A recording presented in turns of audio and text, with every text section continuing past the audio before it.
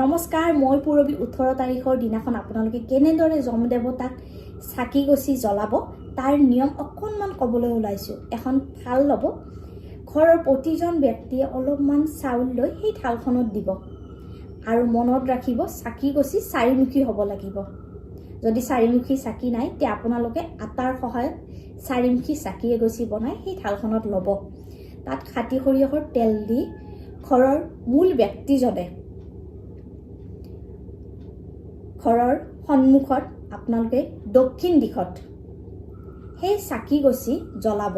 জ্বলাই উঠি আপোনালোকে প্ৰাৰ্থনা কৰিব যে হে যমদেৱতা, আমাৰ ঘৰৰ পৰা অকাল মৃত্যু, দুৰ্ঘটনা, ৰোগ ব্যাধি এইবিলাক যাতে কমি থাকে, তেনেকুৱাকৈ প্ৰাৰ্থনা কৰি আপোনালোকে গুচি আহিব আৰু মনত ৰাখিব যাতে ঘূৰি আহোঁতে পিছলৈ নাচায়।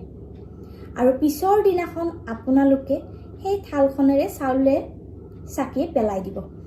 চাউলখিনি চৰাই চিৰিকটিয়ে খাব আৰু চাকি গছি পেলাই দিব। ধন্যবাদ।